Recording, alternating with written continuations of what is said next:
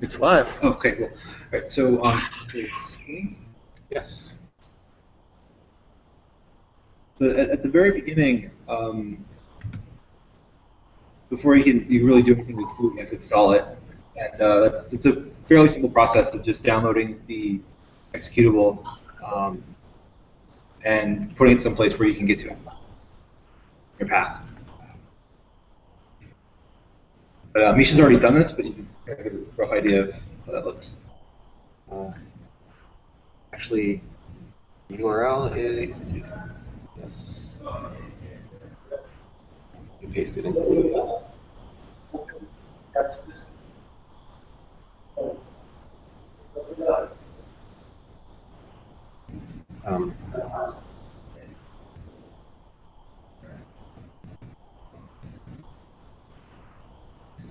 Oh, let's get the link. Got it.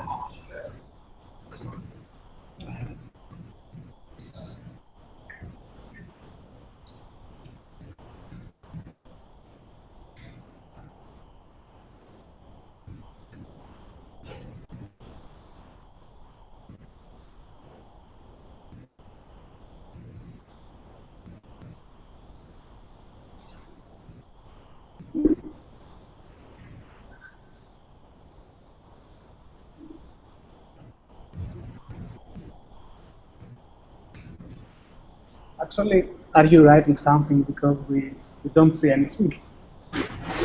Oh, okay. Sorry. 1 second.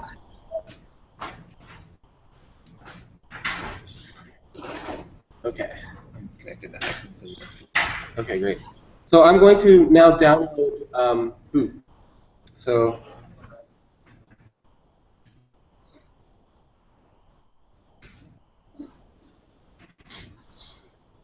this is for a Unix system.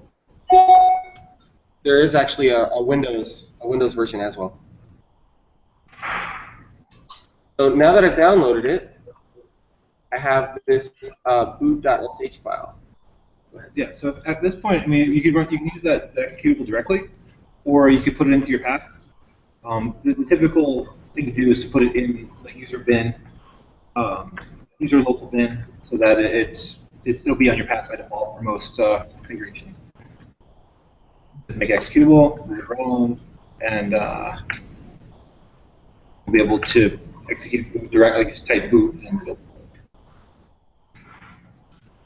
In this case, Misha has one in its local its home bin as well. But like I said, the nice thing about Boot is its installation process is extremely simplistic. It's just one file that you have to deal with. Configuration is handled secondarily, and it happens local to your home directory and that sort of thing. So it's very flexible. So now that we have that, we can start a REPL by just typing boot REPL. What this will do is it'll go through and it'll bootstrap the any dependencies that need to be downloaded, the Clojure jar itself, boot, and all those pieces get downloaded for you at the first run and stashed in a special directory. And so now we've got full typical Clojure REPL right there. But that's not that interesting at this point. We can do basic, Clojure stuff. So you get out of that. We can jump right into using Boot for basic scripting, which is one of the things that I thought was probably the coolest thing about Boot that I've noticed that since I've been using it is that you can build an application that's just a single file. And you can declare dependencies, and you can do have an entry point, all those things that you normally do in a more structured project with just a simple script. Can we make a small just we are having some technical issues, and the sound is, we have a lot of noise in the sound, and can't really hear you clearly. Okay. Would it help if we got a little bit closer to the mic like this? Yeah, if you can speak a little bit slower, because we, for some reason, we can't hear you.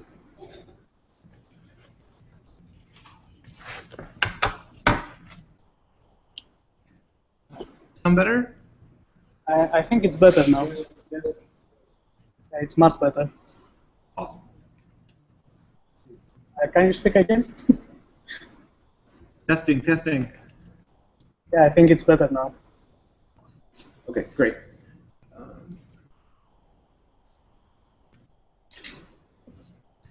So at this point, we're going to do a little copy and paste real quick. But basically, we're going to establish a single file we're going to call fib.boot, which will print a Fibonacci sequence when it's executed. And what's cool is it gives you the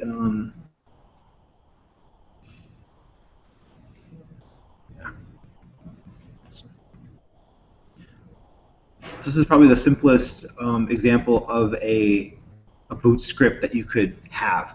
And what's interesting about this is it's Boot is a build tool as well as a execution platform, scripting host. So it's kind of interesting to be able to use it without like running build tasks or compiling things or that sort of stuff. This is strictly just pure Clojure code doing what Clojure does.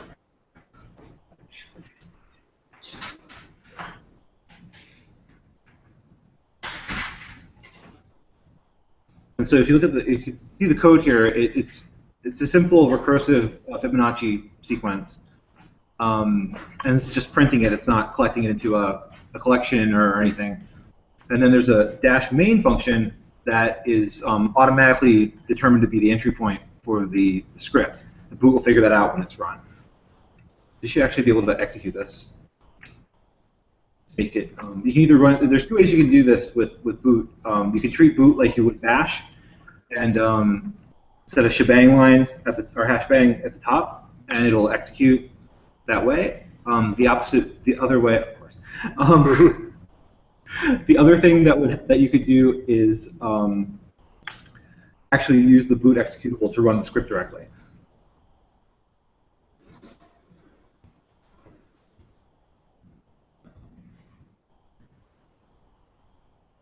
Oh, it's because we did. There's no command line handling or anything, and it's very dumb. So if you run it again, but specify a number. Gotcha. Yeah.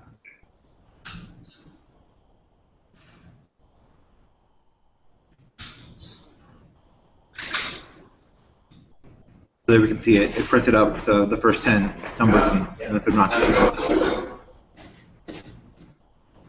This can be extended, and this can be an entire Clojure application. I mean, we could have we could pull Ring into this. We can run the standalone Jetty server and have a full-blown web application that is just this one little something.boot script.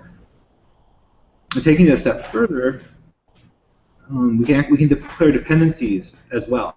So I have another example which is down further, where it actually uses the Clojure, the math.numeric tower library to do some rounding. So because there's the Fibonacci numbers are roughly related to each other by the golden ratio, which is approximately 1.62.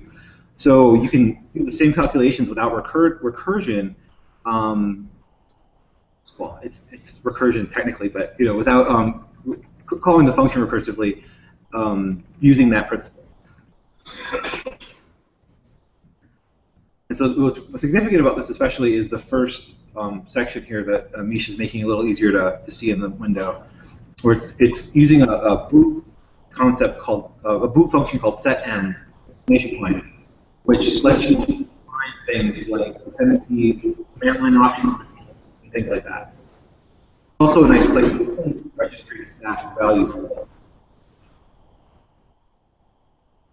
And so this is to show how you could add a requirement to a simple script like this, and Boot will handle the dependency resolution when it's run. Unless this has another bug in it, it should essentially the exact same script. It's just the implementation of the Fibonacci sequence is different. Oh, I must have missed I might have missed a parentheses or something. Maybe at the bottom. Yeah, probably the last thing I bet. Yep. Yep. Oh, missing parentheses, sorry.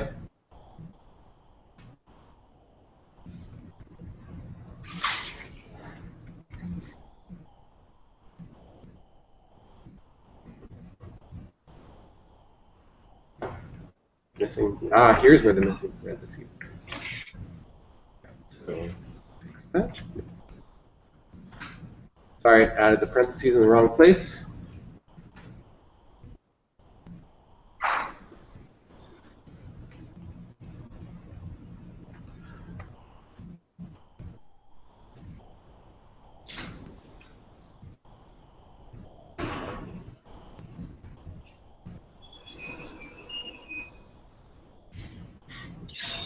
I didn't see it resolving the dependency. Did that happen? It did, but I can make it happen again. What was that? So, math at the Mary Tower.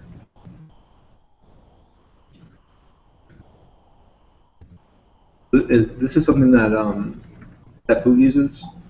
Like it sets up a Maven repository locally, or is that? That's just a Maven thing. So Boot is using the Maven repository system underneath to get jars from Maven Central or various other repositories. Clojures is one that the Clojure people have made, which is less restrictive than Maven Central about things like registering your organization and all that stuff. You can just basically push things there. And so I just deleted the one so that the one that was downloaded locally, when you download a jar from one of these repositories, it gets cached locally on your system. And so I just removed that here, so that when I run our little Fibonacci script, it will download the dependencies. You'll see it. There it goes. Yeah, so this guy up here, this is downloading the dependencies for you.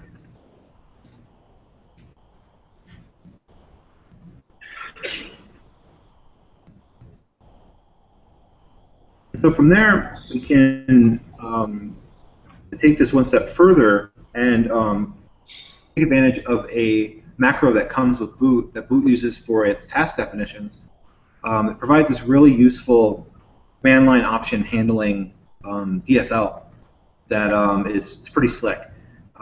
So Misha's going to make a new script that has that in it, or paste over. And so you can see. So the idea behind this another contrived example, is that we have the two different kinds of algorithms to print the Fibonacci sequence. And using a command line switch, you can switch between the two. But it also does intelligent handling of the actual command line argument instead of just assuming that there's going to be something there. In the same place as before. Okay, this one looks good. Okay. Let's see. What's one of the cool things about building an application this way is that we can. It's very rapid. We can test things and play with things very quickly without having to wait for a compile step or build a jar or something.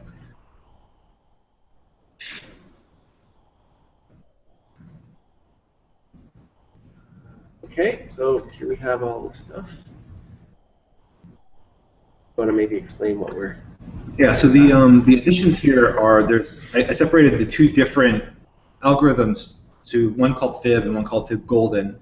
Fib Golden using the golden mean or the golden ratio, and then we're using this. I'm also including up top a little bit to the.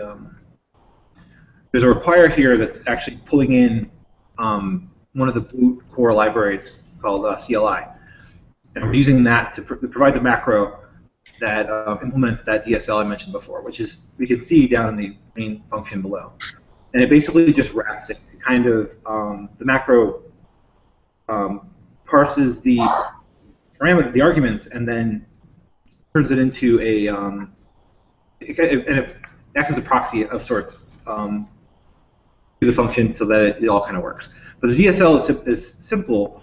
You specify the short form of the command line option. In this case, it'd be like -G to say use the golden method.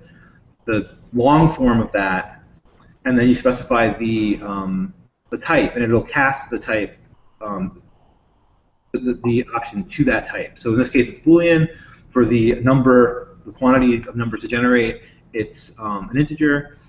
There's some other really cool ones, like one that we added recently that will assume it's a path and cast it to a file object, which is really useful. And that DSL is documented on the Boot wiki. But this basically is defining, we can set a -G switch to specify, to tell it to use the golden ratio based function, and then we can use a -N to specify the number of numbers to generate. This also provides a -H for help text as well.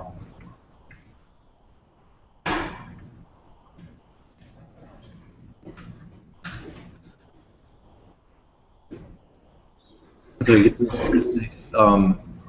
usage data or information for the user as well. So if you do like dash, you do -G and then dash like N to some number.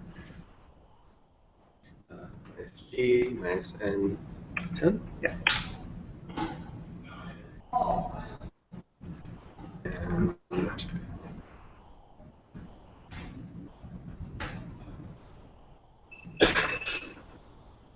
And so I added a little output differentiation there, so you know what it tells the user what algorithm it's using. So I mean at that point, what we have is a pretty functional command line application that I mean I could send this. Misha could send this code to somebody and say you can just install Boot and run this and go to town. And you can actually build pretty complex applications this way. I mean, you may want to get, it's one of those things where you get to a certain threshold and you're going to want to start building libraries and having your code namespaced properly and that sort of thing, but this can get you up and running really quickly, and that's one of the things that I like about it a lot.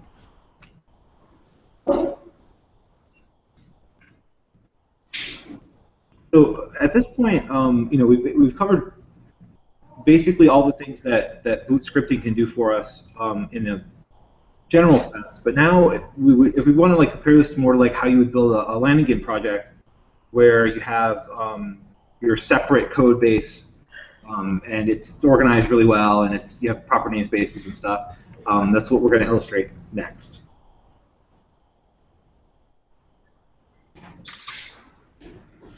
So we have a source directory with a fib subdirectory in it, and a core.clj file, which will define the core fib.core namespace.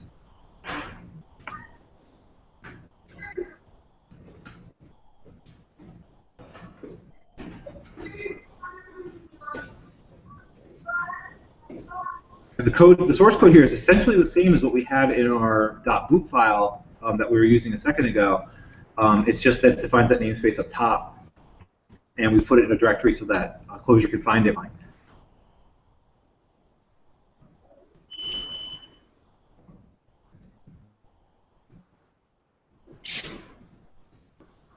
So the changes are up here. Yeah, we made it a namespace. Yep. Okay, cool. Oh, I need to create.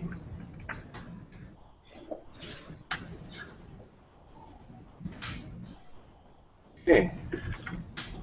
So at this point, we can start using Boot's build feature to take that namespace and put in that CLJ file and create a usable jar file that we can execute directly. And this is a very long command line, which we can make a lot shorter shortly, but it illustrates the fact that Boot, you can really do everything with Boot on the command line. You can specify all the dependencies, as Misha's doing with these -d command line flags.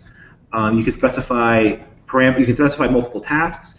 Those tasks have their own parameters, and you can specify all this stuff right there in the command line or override things interactively, as Misha's doing here. If you copy and paste it, it should just work. Because of the backslashes, it'll. Okay. Yes, I will do that. Fingers crossed. Yeah. Hey, waiting. paste some stuff here. Yeah. So so to break this down, the first 3 lines are specifying dependencies that we have we want to be added to our jar file. -S is specifying the source directory where to look for Clojure files to compile or to use. AOT is doing ahead of time compilation, and it's doing it for everything. That's what the -A. -A means all. We're specifying. So we're setting up the project name as fib. We're giving it a version number. The Uber task pulls in all of the dependencies and adds them to the file output, so that what jar will eventually write to a jar file and specify fib.core as its main entry point will contain all of the dependencies. So it's a giant jar file, but it's something we can distribute in a self-contained manner. That should actually work. Fingers are crossed. Confidence is high.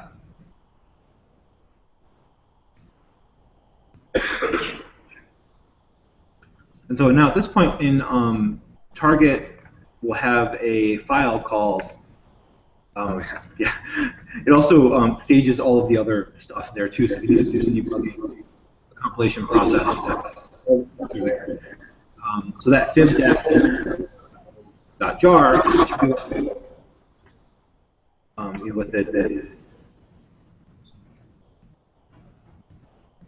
with the dash and parameter.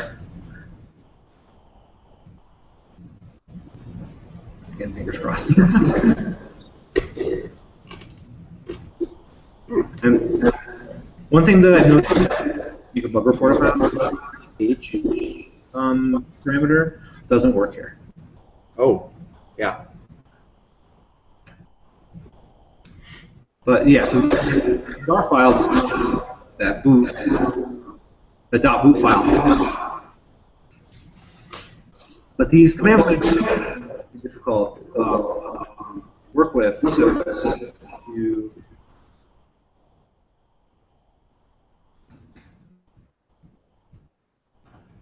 Faster. that's good to know. So the next thing that we can do, now that we have the ability to build jar files using that really complicated command line that Misha typed in earlier. But what Boot has this concept of a build.boot file, which lets you specify dependencies for your project and command line options for these tasks in a file that just lives in the current directory with your code.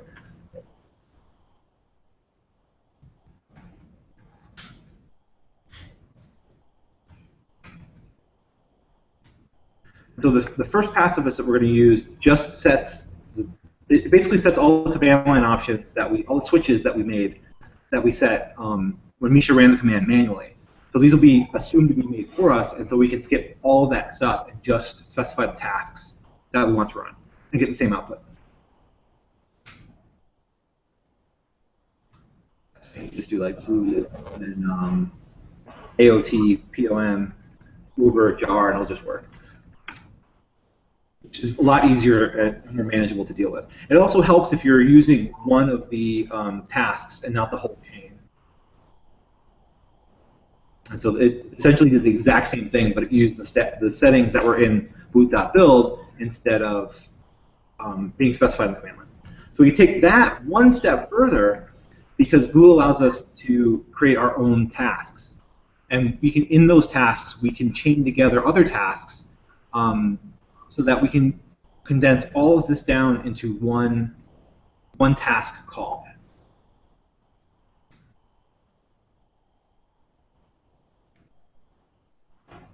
We do that through the def task macro that Boot provides to us. And you can see here, it's simply just using comp to pull all of these functions together, chain them together to make it just work.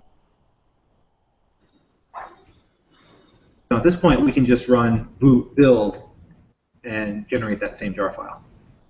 Yeah. Also, if you just run boot with no options at all, it'll show you. Oh yes, that's right. Actually,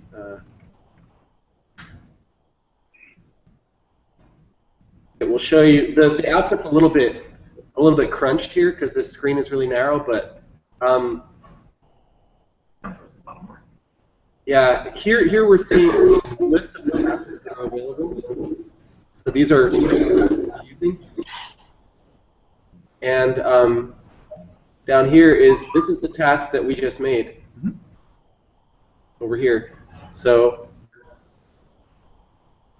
we are going to use it. It's kind of cool because it's kind of self-controlled that way.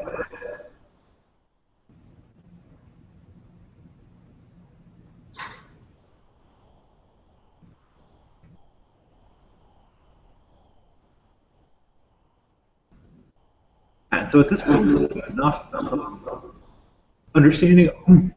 Excuse me, enough understanding of how boot works. The basic features that we can do anything. No complex compilations or build. There's some tasks like deploy to Elastic Beanstalk. The possibilities at this point are endless. When it comes to application building or actually or both. Someone must have it. Yeah, sorry, that was. Or a comment. We're having some interruptions. We didn't hear you clearly in the last minute. What did you say?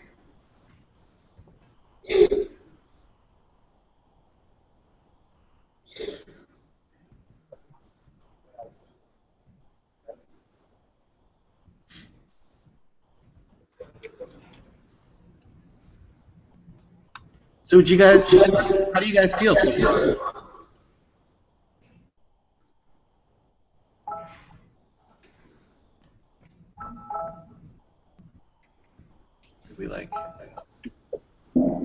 we not connected?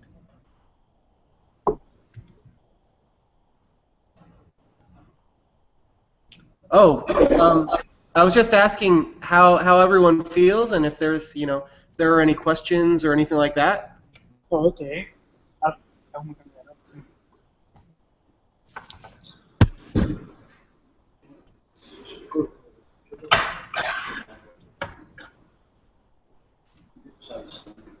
Okay, one of the questions is what makes boot different than Lenigen? So, for example, on the pragmatic level. Sure. So Lenigen. Actually, let me. Yeah, Boot is different than Lenigen because Boot does not try to figure out how to build your project. There's sort of like if you compare Ant to Gradle, for example, or Maven to Gradle, Maven sort of a monolithic build process. In other words, Maven, you tell Maven declaratively a list of things you want to do, but Maven figures out how to do them. So you just tell it what you want done, but not how. Boot is more like Gradle, in the way that Boot doesn't know how to do anything. You have to write code to do it. But what you gain from that is that Boot isn't trying to figure out what you want. You can just tell it what you want, and it works, I think, better. I think Boot works a lot better than Gradle because Boot is written in Lisp. So Lisp is an extremely powerful framework to specify, tasks that you want done. So, for example, with Lenigen or Maven, if you have a number of things that need to be done, they have to write, a directed acyclic graph to determine the dependencies between these tasks, and then figure out which order to run them in. And then the tasks need to communicate with each other. So, for example, if you have something that emits Clojure files, and then they need to be compiled by a Clojure script compiler, and then you have another task that's going to connect up the compiled Clojure script with HTML files. All these things now need to communicate with each other, but they're in this dependency graph that a lot of times interferes, and it's very difficult for Linigan to figure out what you want to do, whereas you as a developer know exactly what you want to do. So the difference between Boot and Linigan is that Boot gives you an environment in which you can program your build. Your build becomes almost part of your application. Does that answer the question at all? Yeah. I mean, another thing is that individual tasks are very decoupled, and in Boot mostly, like, that's why you saw the you know, comp, AOT, POM, jar. Over here, I'll highlight it. Like this line. We have all these Linigan, and this is just compiled, and it figures out how to do all this for you. But with Boot, these are all separate tasks because each task is a composable entity that can be composed with any other task, and most of the time they do it for one simple thing and one thing only, which is pretty powerful because you can put in your own POM task. If you want to generate a POM.xml and you don't like the way Boot does it, you make your own, and the other tasks don't know that you've, you know, used a different method to generate the POM. So in an essence, with Boot, you customize Boot for your project and not your project for Boot. Like with Linigan, that you have specific ways of setting things up, something like that.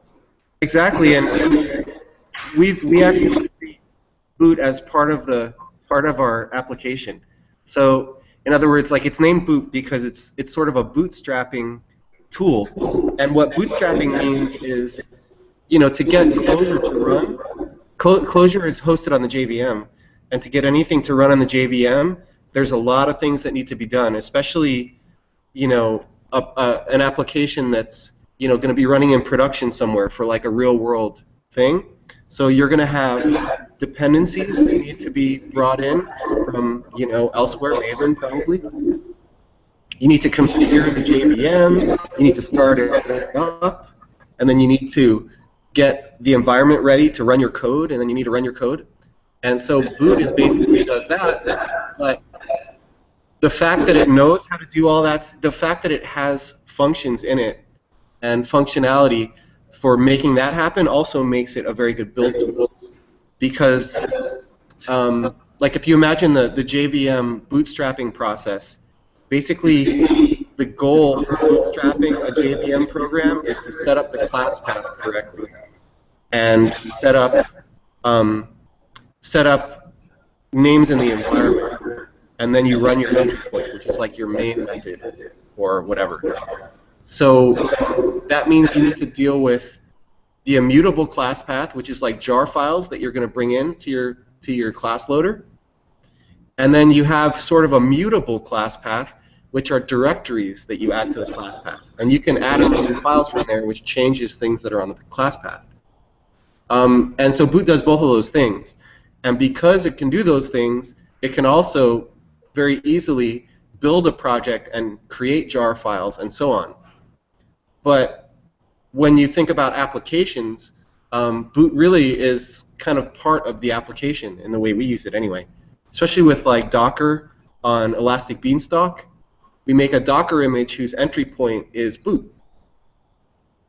So it's like an application container inside of Docker. Okay. A lot of the more tedious things that are, especially someone who I hadn't done Java before I started with Clojure, and so a lot of these things that are kind of, they're hidden from you to some degree with Linigan, but they're still there and they're still happening. With Boot, you have to at least know about them. Like when I first tried to put together like like Boot, Linigan has that like uberjar task that you can run, and it essentially does what we illustrated here. But it's just one thing, and you don't have to think about it. With Boot, I actually had to really understand what ahead of time compiling was, what POM meant, and then how a jar file is constructed. And I don't know if that's necessarily something everybody is worried about, but it helped me understand my platform a lot better. And I still had that simplicity of just a simple file that could act as my entire application. An example of the decoupling is that there's only one watch task in boot. Like we have one task called watch, which performs an incremental compilation of anything basically. So we could make it. We convert this task to being incremental, kind of like like line fig wheel or something like that, but for anything. So we just do that, put that there, and then you just do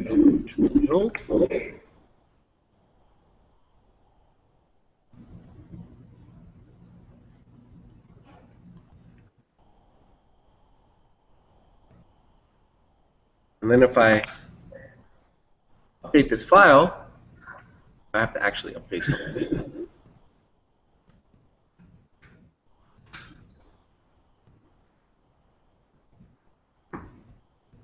Something, of course, went wrong here. I think you need to alter one of the source files.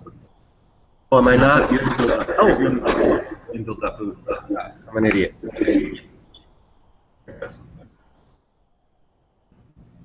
Right. So, so there's only one watch task. It's not like every task knows how to watch files. None of them do. Only the watch task does.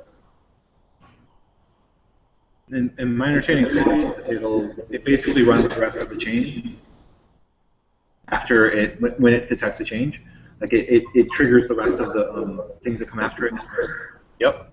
Exactly. So you can put that in the pipeline, and it'll watch. It'll only do the rest of the pipeline when an event happens. So that's it.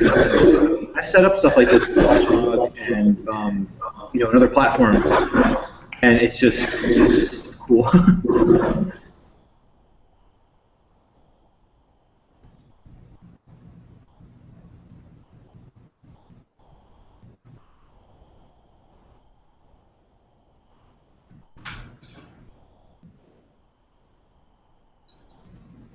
So now it's only writing the Okay.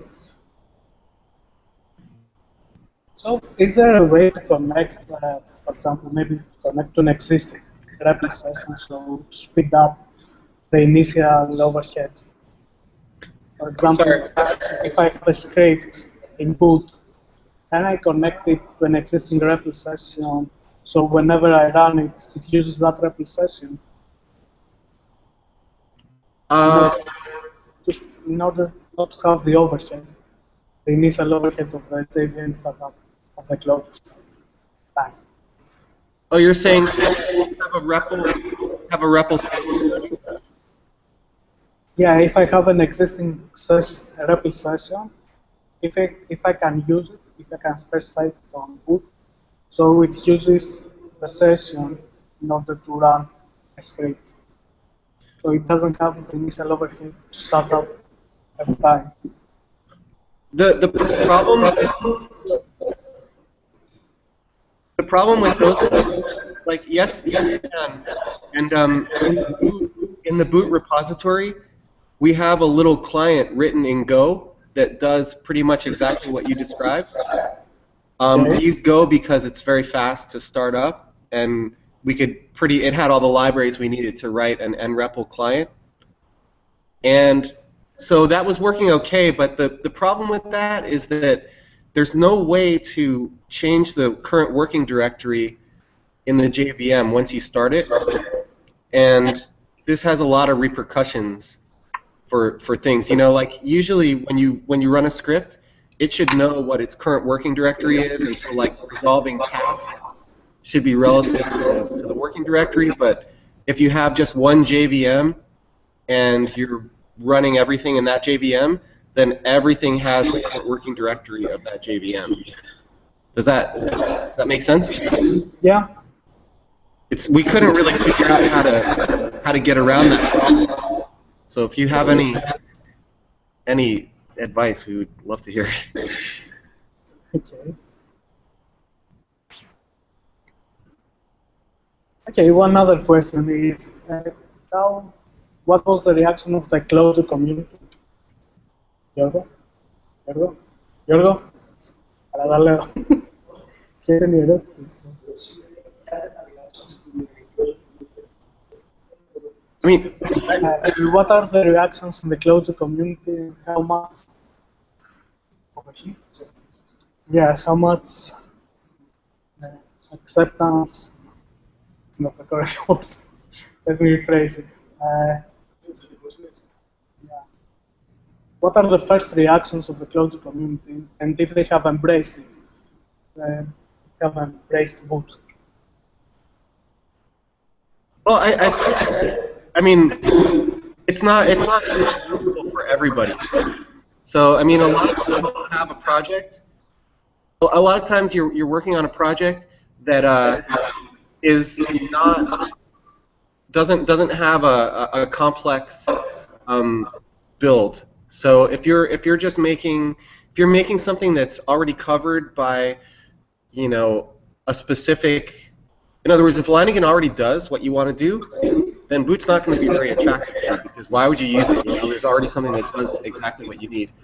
But the people who are doing more ambitious, I don't want to say ambitious, but people who are doing more complex things, like, you know, especially like if you're, like with web applications, they can get really complicated with a lot of integration. Like you're pulling in SCSS maybe, or SAS, and you're compiling that down to CSS, and then you're concatenating things, and you have a mixture of like Clojure script and Coffee script, and you want to compile everything together and then build out your application and send things off to a CDN.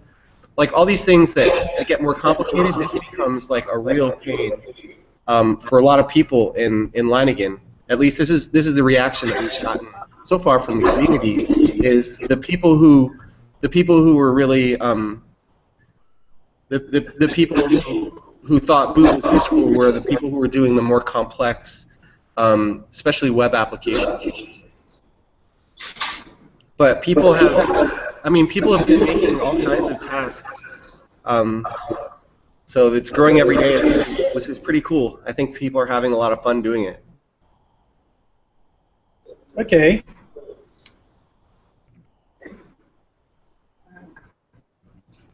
Do we have any other questions? Okay, we don't have any other questions.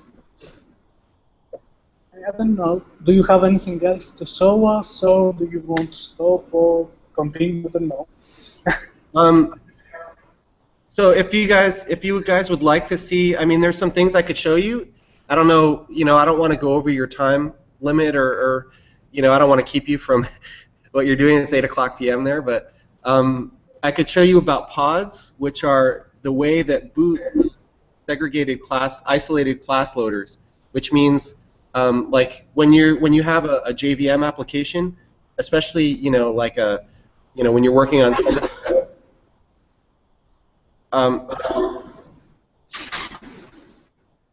applications in JVM, especially if you have a lot of dependencies, you need to have isolated class loaders to isolate dependencies from each other, because, you know, like you depend on one thing that depends on Apache Commons library, and then you depend on something else which depends on an incompatible version of that same library, and you can't load them into the same class loader on the JVM because they'll conflict. So it provides a way to do this that we think is pretty cool in Clojure anyway. So I could show you that. Okay. One second.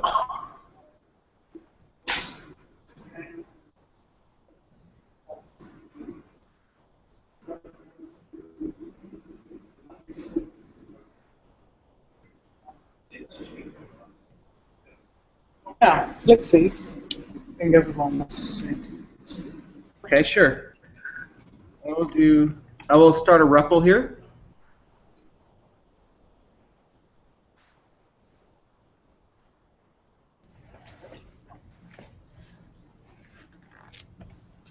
So we call these things pods, and they're in the boot.pod namespace.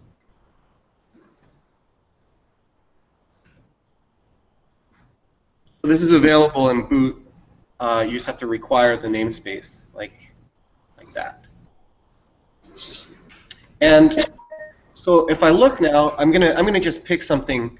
Let me think of a library that we can pull in.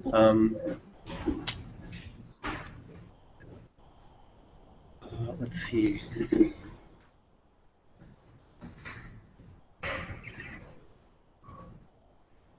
One second.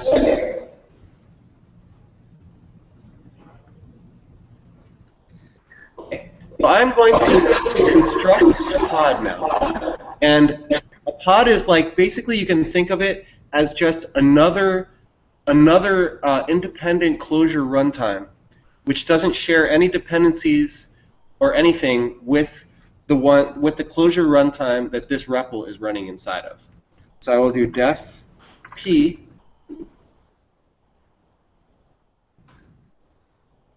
Actually, I'm going to define the environment that will initialize the pod with first.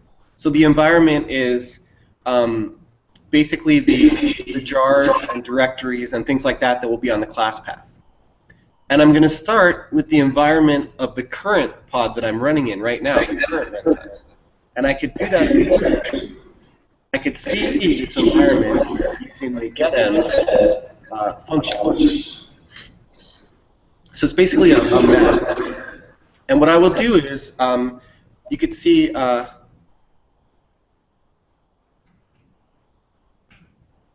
these are the dependencies we currently have in the REPL. So what I will do is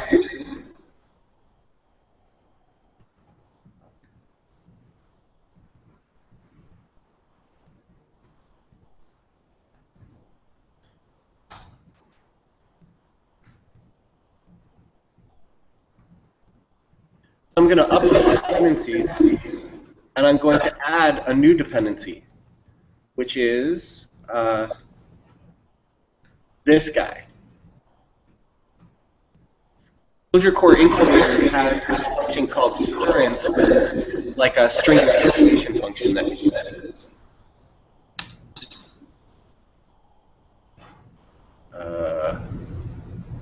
What did I do wrong?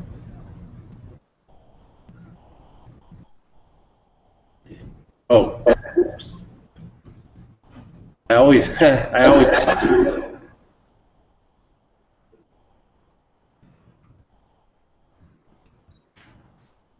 Okay.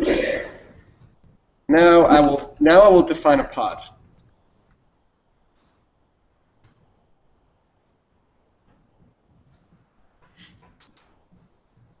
This is going to be a pod that has the same environment as the one that I'm currently running in, with the exception that it has one additional dependency, that org.clojure core incubator one. So that's now constructed the pod, and we can evaluate things in it. So I'll do oh.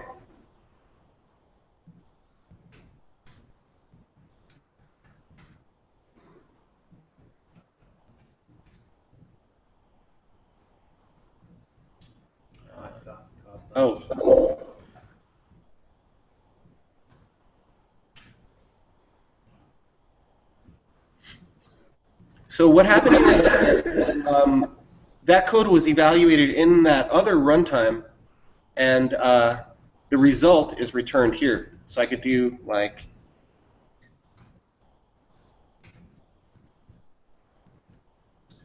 I can also do something like this.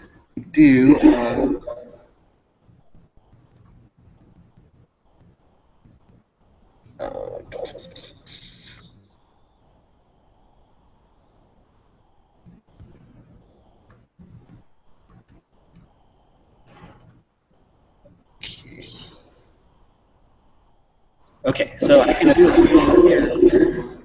Require that.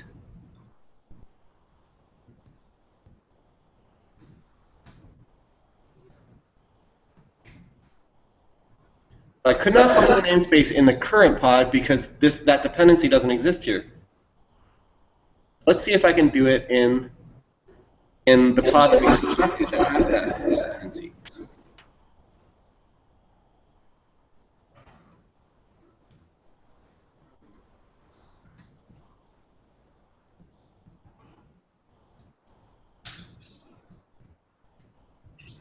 Interesting.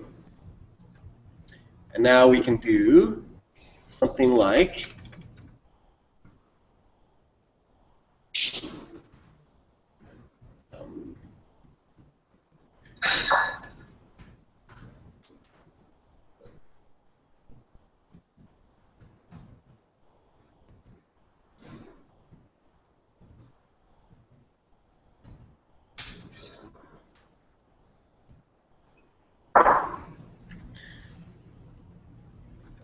is that kind of basically? I constructed this pod which can be lexically scoped. In other words, I have a reference to it, and I can pass that to other functions. I could, do anything I could do with a normal value in Clojure, but it's actually a handle to this other Clojure runtime in which I can evaluate forms. And so we use this basically when we write a boot task to encapsulate the dependencies of that task so that it doesn't pollute your project and your application. So you can do things like this example right here. We're actually evaluating a macro in this pod. So our application doesn't have a dependency on clojure.core.strint, or sorry, clojure.incubator, but our application can use it. It just creates a pod, installs the dependency in the pod, and then evaluates expressions in there. It's interesting. So this is how Clojure builds, keeps your class path clean. So yeah, it gives you which separate dependencies of your tasks. It depends on different. Yeah. Okay, that's interesting. So you can have a lot. I guess you can have a lot of pods running concurrently. Is it a different process or in the same process? How does it work exactly? They're all in the same JVM. So Lanigan actually does a similar thing where it runs 2 JVMs, and you can decide to load the dependency in. But Boot actually, you can have as many as you want. It's very easy to start and stop them. And so they're all running in the same JVM, but Boot is actually started by a Java. Boot is not the part that's all the Clojure code that's running in Boot is loaded by Java into a pod. My REPL right now is running a pod, but you just don't see it. And so when you create a new pod, that pod in the class loader hierarchy, I mean, I don't know how much people care about class loader, but basically in the class loader hierarchy, they are siblings, so they're like brothers of each other, rather than when you make a pod that it becomes the child. And what this does is it completely separates the way classes are loaded in different Clojure runtimes. So the only classes they share are the Java classes. So like java.line.string, things like that. But any Clojure objects are completely separate, which means so some of the benefits of this are that it's very cheap to construct a pod, because it's just essentially constructing a class loader and loading some jars into it. So because it's cheap, we never have to really reload code. So if you're running something that should reload a namespace, like with Clojure tools namespace or whatever, a lot of times it's impossible to be 100% correct reloading namespaces, because namespaces are dynamic, and there's no way to know like with 100% accuracy between Clojure files. So you could just create a new pod whenever anything changes and re-evaluate, which means that there's no still state in that environment that Clojure crash. So that'll be useful, I think, in like the Clojure script compiler. Whenever you change a macro, it will just make a new pod in which to compile your Clojure script. Okay.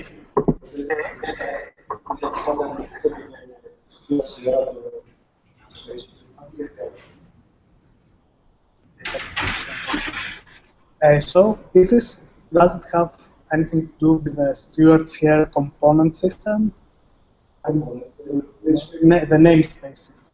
Yeah. Yeah, that's a good question, actually. I see a lot of similarity.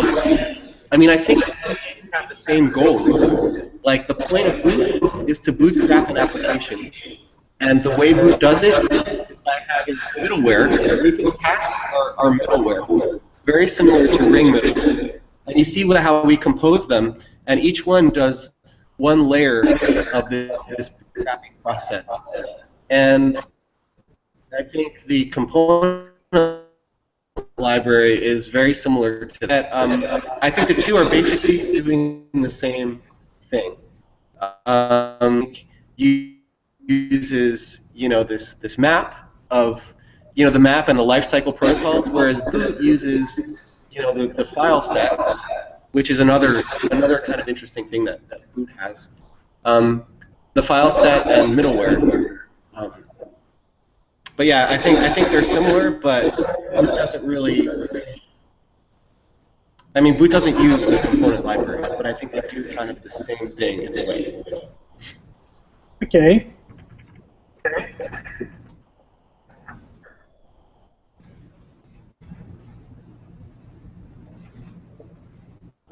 The file set is another interesting thing. You wanted to see that too. Sorry, what? I didn't hear you. The file set, I think it's a unique property of Boot. I haven't seen any other tools that have such a thing. But we have this immutable file system representation that Boot uses for tasks to communicate with each other, basically. So this is for tasks to create new files and modify existing files or something like that. It's for. I'm sorry, what was that? So it's a way for tasks to create files. Because I heard you said the files and immutable file system. Did I hear correctly? Yeah. Basically, it's a representation of the file system, which is interesting because, being practical people, and we're going to use all the tools that already just go and write files. They all the JVM tools are already working with a mutable file system and in that world. But we've constructed this file set, this immutable file set abstraction, which allows tasks to mitigate that. So we leverage, we use temporary directories, hard links, this immutable file set representation, this abstraction, in order to all the difficulties that come from JVM stuff, immutability. That's probably not a good explanation, but it basically does both things. It presents this immutable interface, but it also lives in the real world where Java tools are going to be just creating files and things like that and expecting files, and so it doesn't give that up. And once again, we have a question.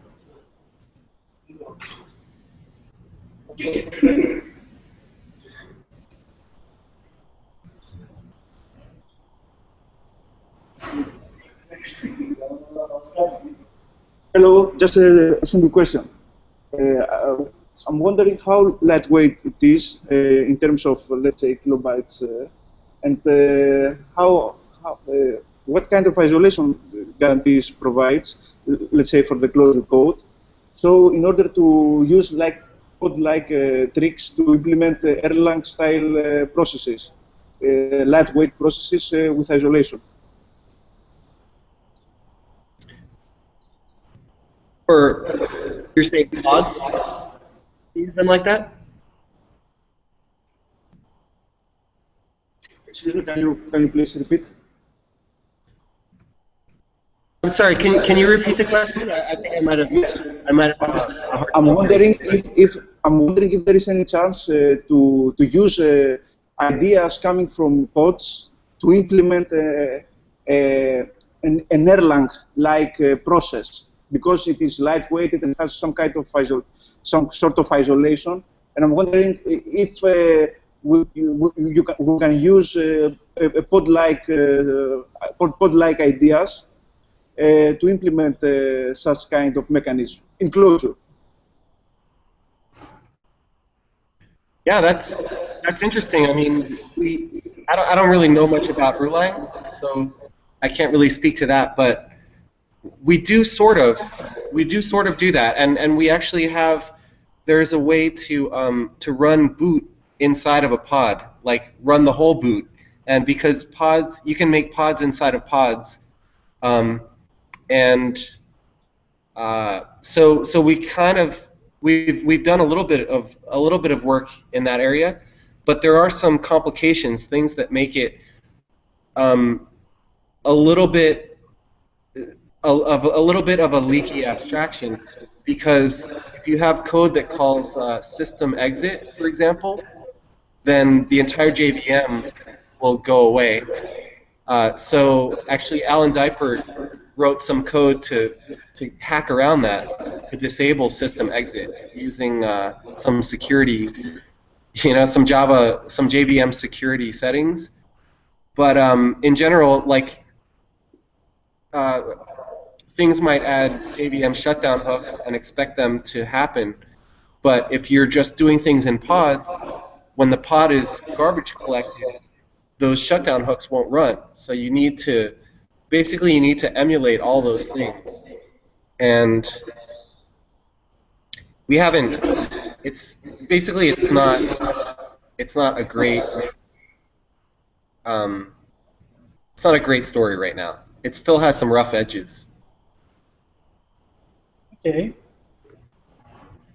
other questions? Okay. No other questions? Okay.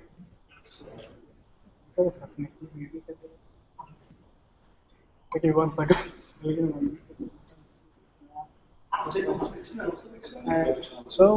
you have time to show us about the immutable file system you were talking about? Sure.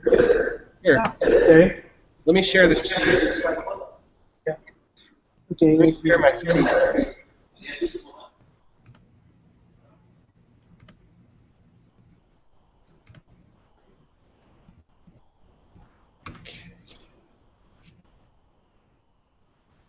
Okay. So I'll go a little bit in depth, a little bit deeper about the tasks themselves, because we're going to need to use tasks to see this file set. So a boot task is really very similar to a ring middleware. So I could do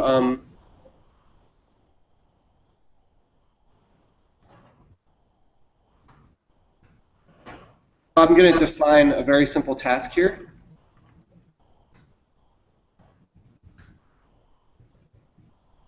This is a task that will take no argument. It's called hello, and it will just print hello world, and then call the next handler. So we'll see.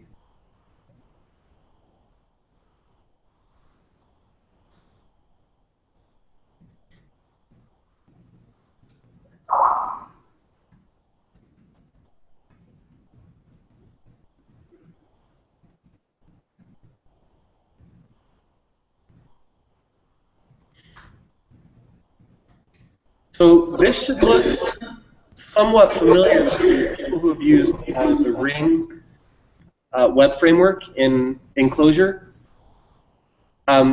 What's happening here is a task is essentially a function. So def task is really defining a function. We use this macro, this def task macro, because we're going to add a bunch of metadata to it. But at the end of the day, def task is defining a function. This function can take arguments, and it's expected to return middleware.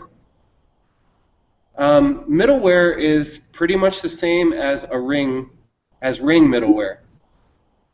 Middleware is a function, and it takes as its argument the next handler to call.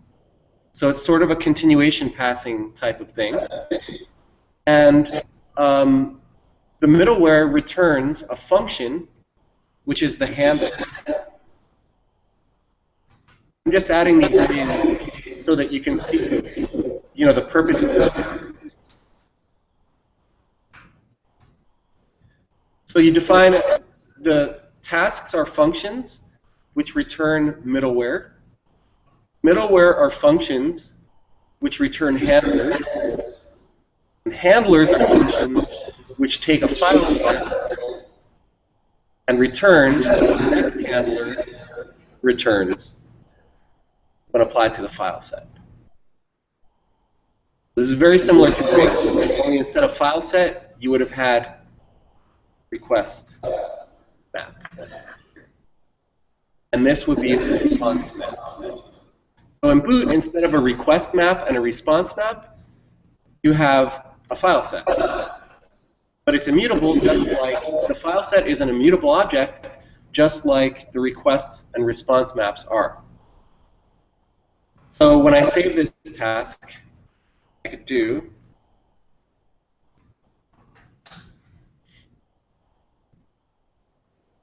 and I could compose it with itself.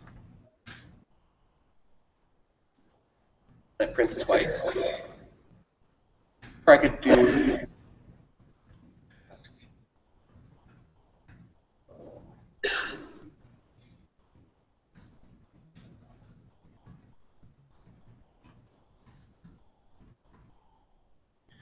so what's happening here is hello twice is a task, and it needs to return middleware.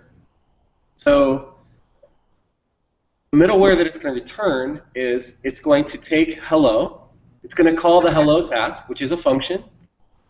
Hello is going to return this middleware, right? And so here we have a middleware. This guy, middleware. Middleware can be composed using comp. So here when we compose them, it's basically making a pipeline out of these two tasks. So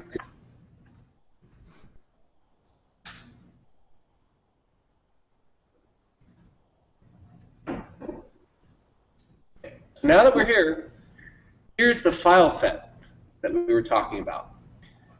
And I could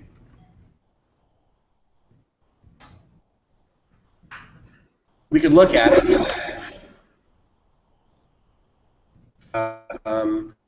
Actually, let me add.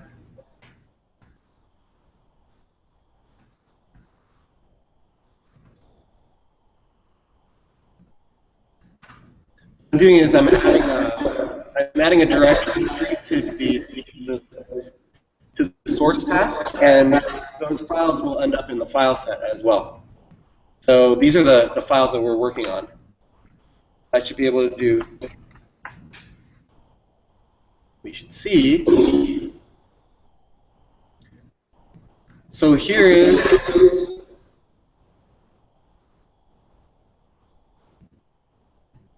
So you can see it's this term file set record object that has a number of keys in it, but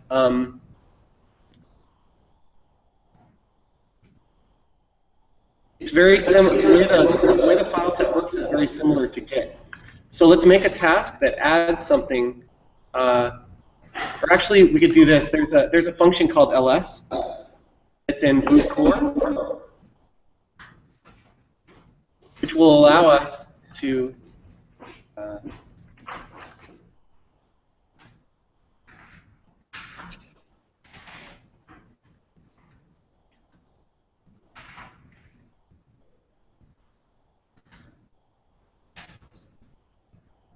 this will enumerate all the files that are in the file set. So currently there's only one.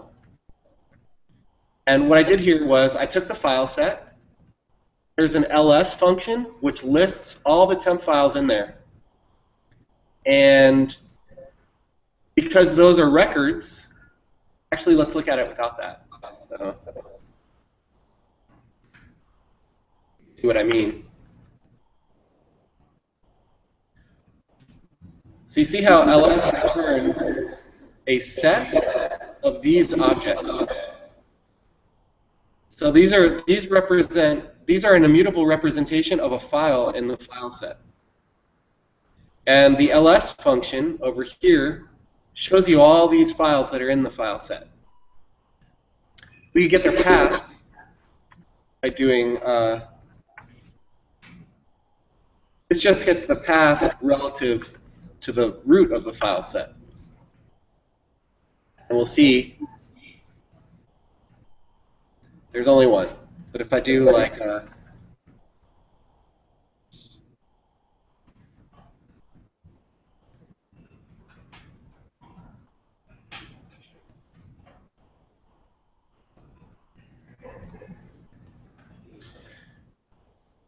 what's interesting is that we can add, so Boot actually provides a number of things that are handy for dealing with files. One of them is a managed temporary directory factory, basically. So I will create a temporary directory here. You don't have to worry about cleaning this thing up or anything like that. Boot handles it. And so now I have this temporary directory. And I'm going to, actually, let me make another task. So I'm going to do,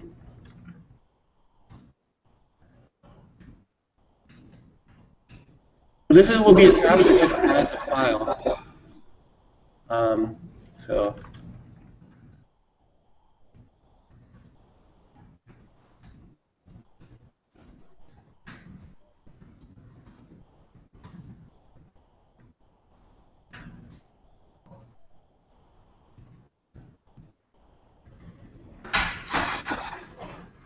I have a temporary directory that I create here, and over here I'm going to spit.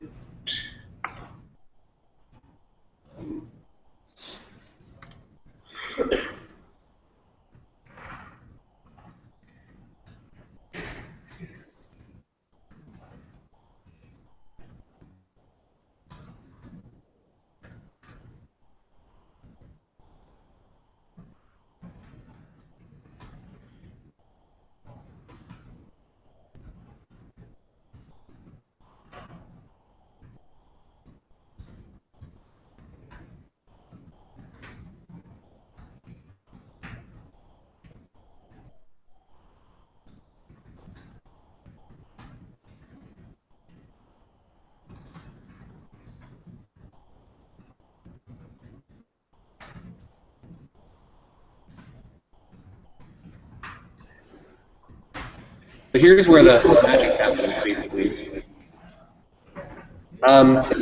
I created this temporary directory. Whenever the task runs, it's going to create this file in the temporary directory and give it the contents, this hi.txt file, and give it the contents hello. And then it calls the next task with the file set, but it forms a new file.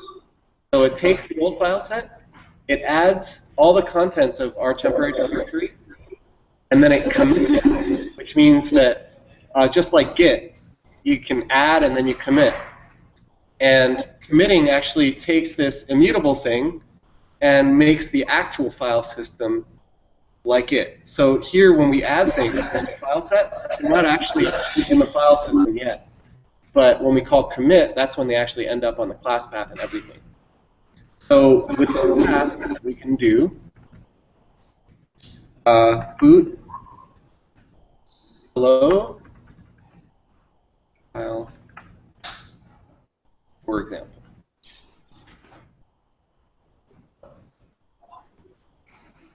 All right.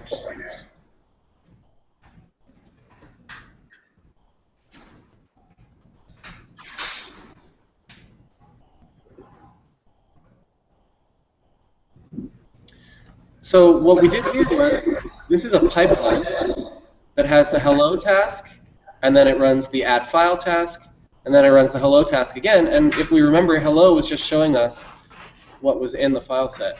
So I could actually rename that.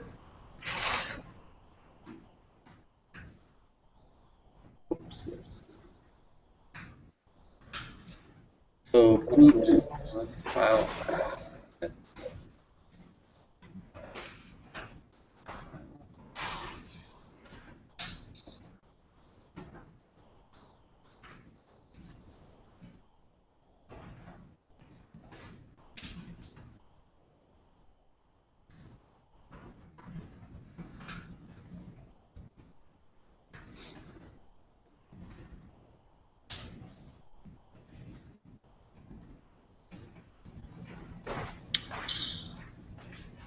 At this point, the text file is going to be written out to the source directory because of the commit. Yes. Yeah. So you can actually see.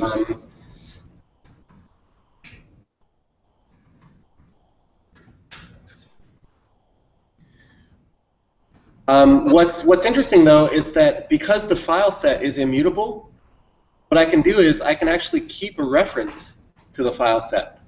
So maybe I'll do def or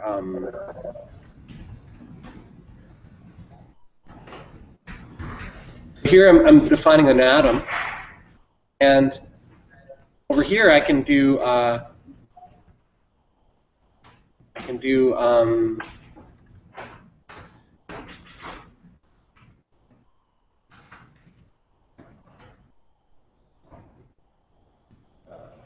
oh, maybe that's not.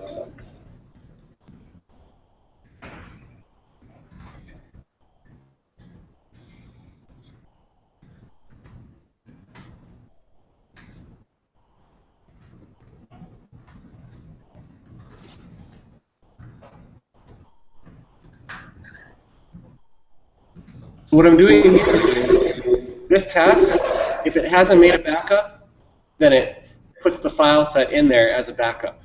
This is just going to demonstrate that the file set is going to be immutable. I'll make another task here.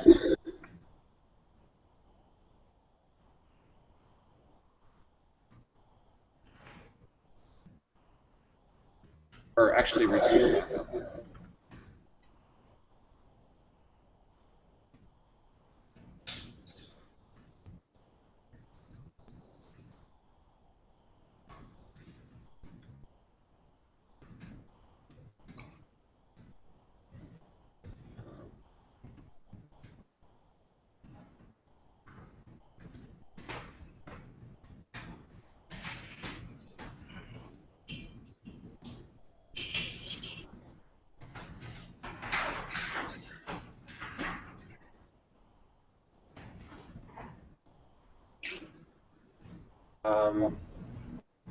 Yeah.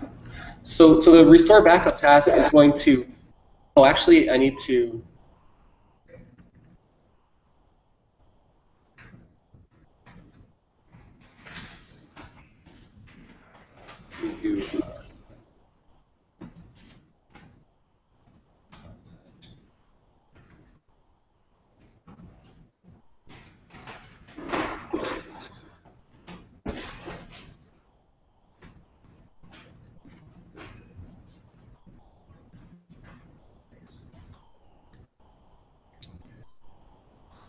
So what happened here is Boot's running this pipeline here, which is doing a number of things. First, it's listing all the files in the file set, so we see there's 2. Then we call the add file task, which both added the file, this file here, it added this file, but it also made the backup. And then we list them out, which is what we see here. We call the restore backup task, which restores it to the state at which the backup is. And then we list them out again, which is what we see here. But what this demonstrates is that the state of the file system is now an immutable value that you can hold on to, and at any time you could commit this value, and that's basically like checking out a branch or something like that in Git. So you can have all these separate branches that are concurrently, that are held by different processes, and they can be merged, they can be we have a cool thing over here where suppose suppose we wanted to know what's changed. So we could actually maybe I will do this.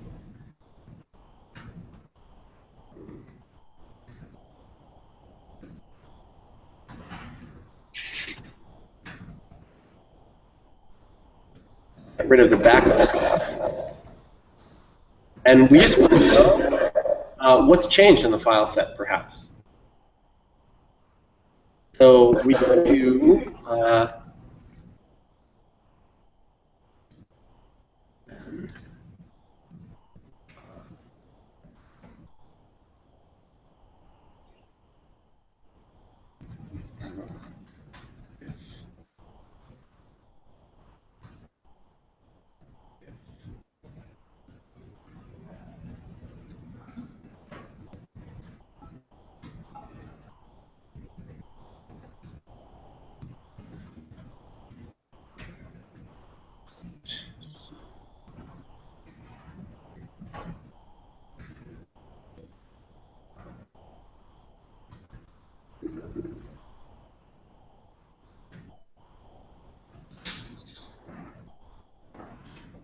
So what I'm doing here is I have this atom that contains the diff. Oh, I have to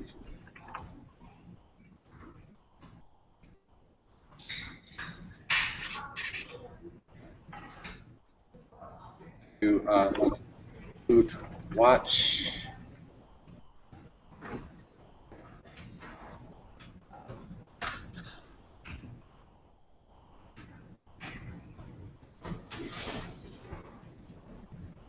Then I will modify a file, basically. So what we're seeing here, it's kind of hard to see. We're actually, the diff, what we're doing is we're taking the previous immutable file set value and the current one, and we're finding the difference between them, which is another file set.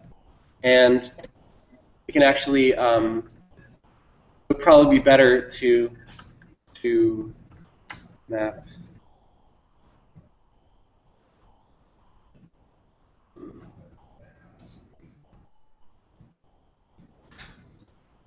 So this will show us a file that's changed. So initially, because the previous file set is nil, it shows that they all changed. But when I change this guy, core.clj, we can see the diff only contains this. This is very useful for doing things like, this is another difference between Boot and a lot of other build tools, is that Boot doesn't try to figure out when your task is run and when it's Boot lets that delegate that to the task itself. So if my task here, like add file, if it doesn't care about CLJ files, it can perform this diff and say, okay, I don't need to actually do anything. I'll pass the file set on, unmolested. But if I need to compile something, then maybe I'll do that. So this allows tasks to individually cache their output and to manage their own state, which is really decomplicates a lot, I think, in my experience. So yeah, this diff, this file set difference, it's an example of leveraging the immutability of it.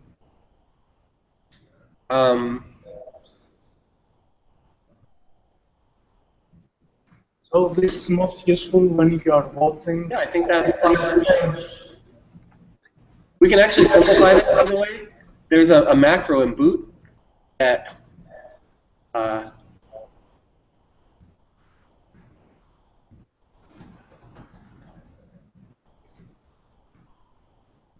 because most of the time, what you want to do with tasks, I mean, a lot of times anyway, what you want to do is you want to do some work, and then after doing that work, you want to call the next handler. And so this with pre-wrap macro just basically automates that, it does the boilerplate for you. So you just return the file set, and that gets passed to the next handler. So this is what we had before, and We bind it to file set, and then we do all these things, and let's go. Any questions? Questions? So this is mostly useful when you are watching file system for changes. Oh, I can't see how would you use an immutable file system for a one-off running task. Well, I can see the benefit of watching file system. Abstraction is really useful for maintaining state in the build pipeline in such a way that tasks can be decoupled from each other. So for instance, if you have a number of tasks in a pipeline, and let's say you even have tasks that emit Clojure code or they emit class files for Java, it's important that tasks that come earlier in the pipeline don't see those files. In other words, you want to have a very regimented progression from the state, the class path that the first task sees, and then, it's going to add things that then the second task will see, and the third thing, and so on. But if you're running an incremental build where you keep looping, you don't want the first task to now see things that were from the last compile of the last task. Does that make sense? Like, you want to make sure that each time you run it, that the file system starts from a known good starting point with no stale files in it, which is extremely important. And that's what this immutable file set allows you to do, because like with the example of the backup and restore, that's what the watch task does. The watch task gets a file set as its input, right? And it holds on to that though. And every time it detects a change, it calls the things with that file set, which means that all the things below it, basically all the things happen in the correct order, just naturally, because it's like scoping, it's establishing lexical scope in the file system, which is super important. Like you want to encapsulate scope, you want to lexical scope to encapsulate things in the class. But it's not really very useful for an application. At least I haven't found very many uses for it in an application. But during the bootstrapping phase, it's crucial because, like with Linigan, you'll see you have to specify paths to everything, and you have to tell it where's your Clojure script files, where's this file, where's that file, and then a lot of times you have to tell another task where another task, where one task was putting things that another task might need.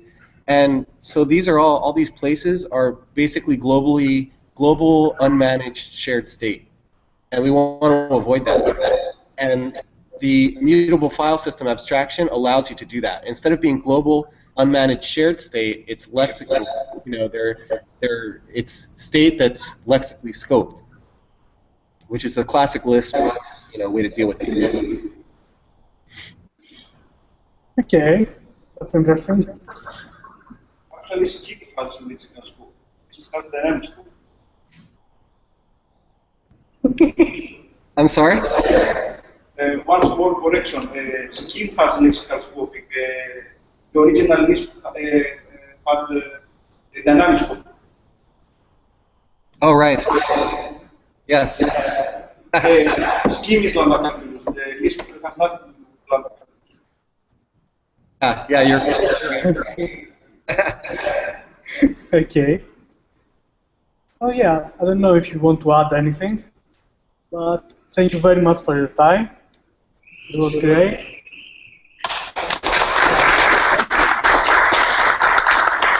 Thanks for inviting us, and thanks to AthensClojure.com. We do a lot of Clojure here, and we love it. So if anybody's ever in Durham, North Carolina, they can visit the AthensClojure offices and compute here and see what we do. You're all welcome, anytime. Okay. Thank you very much. Thank you, AthensClojure also. And it was fun. Thank you. Bye-bye. Actually, this session is recorded. It is. Okay. Nice. So if you can send me the link to post it on the meetup. site? Yep, I will. Okay, thank you very much. Thanks. Bye-bye. Bye-bye. Thank you.